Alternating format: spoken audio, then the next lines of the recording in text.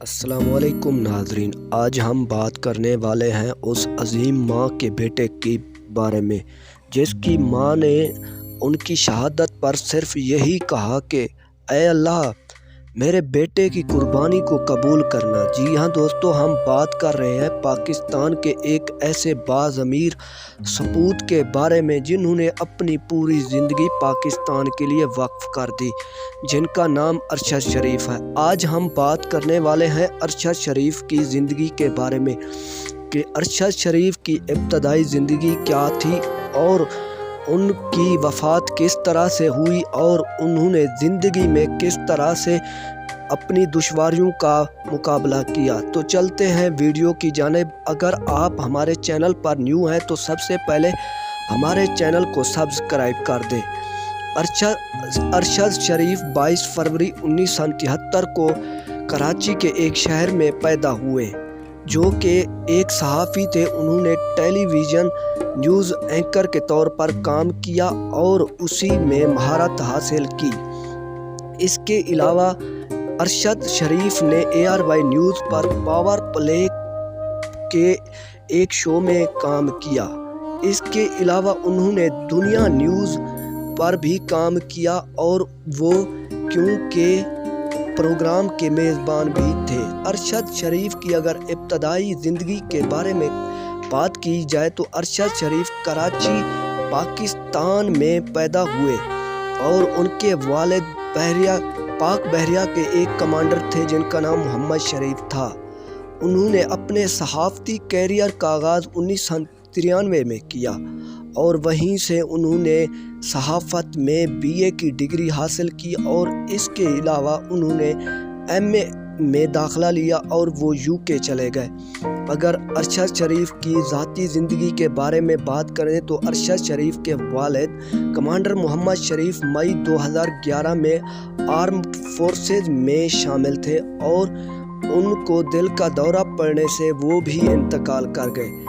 جب ان کا انتقال ہوا تو ان کے چھوٹے بھائی میجر اشرف شریف بائی میں اپنے والد کی نماز جنازہ میں شرکت کے لیے جا رہے تھے اور راستے میں گاڑی الٹنے سے وہ بھی شہید ہو گئے۔ اس طرح سے والد اور بھائی دونوں انتقال کر گئے۔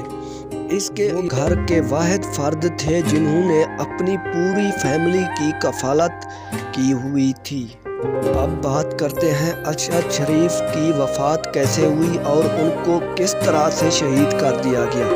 ارشد شریف کو سب سے پہلے ملک بدر کر دیا گیا۔ جی ہاں ناظرین، یہ حکومت کی نااہلی کی وجہ سے ان کو ملک بدر کیا گیا اور وہ دبئی روانہ ہو گئے اور وہاں پر بھی حکومت کو چین نہ ملا تو وہاں پر بھی حکومت نے دبئی حکومت کو ایک خط لکھ دیا جس پر کہا گیا کہ ارشد شریف کو جلد از جلد پاکستان میں بھیج دیا جائے تاکہ یہاں پر ان کو گرفتار کیا جائے اور ان کو سچ بولنے سے روکا جائے۔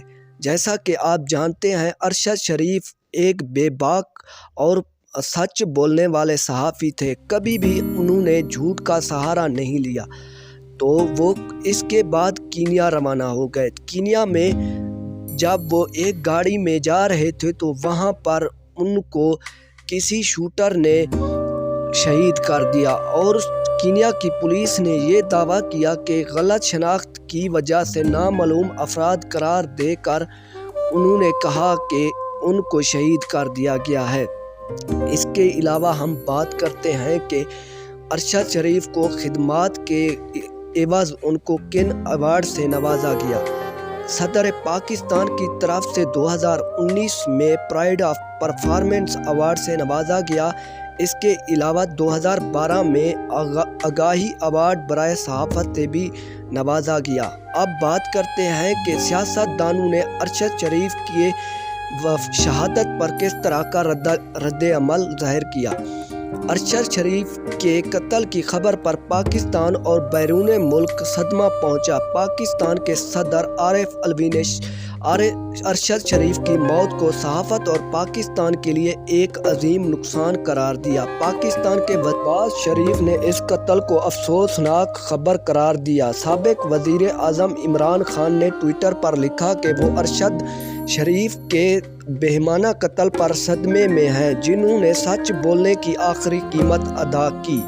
Pakistan federal union of journalism کے صدر افضل بٹ نے اس خبر پر اپنے دکھ کا اظہار کیا اور شریف کے قتل کی تحقیقات کا مطالبہ کیا۔ صحافی کامران خان نے ٹویٹر پر حکومت سے سوال کیا اور وزیر اعظم سے کہا کہ وہ قوم کو اعتماد میں لیں اور شیخ رشید احمد سمیت قریبی دوست اور ساتھی اظہار تعزیت کے لیے شریف کے گھر پہنچے۔ اس کے علاوہ بات کرتے ہیں مریم نواز کی۔ مریم نواز نے دل دکھانے والا ٹویٹ کیا اور پوری پاکستانی قوم نے اس ٹویٹ کو ایک گھٹیا ٹویٹ قرار دیا۔ جی ہاں ناظرین، ایسا بھی کوئی کرتا ہے کہ کسی کی شہادت پر، اور وہ بھی پاکستانی اپنے ملک کا ہو، اور اس پر طنز کرے تو بات کچھ بڑھ ہی جاتی ہے۔ اسی طرح سے بہت سے لوگوں نے مریم نواز کو تنقید کا نشانہ بنایا۔ سب سے سرفہرست ہیں خلیل الرحمن قمر، جنہوں نے مریم نواز کو آڑے ہاتھوں لیا اور کافی زیادہ لعن طعن کیا۔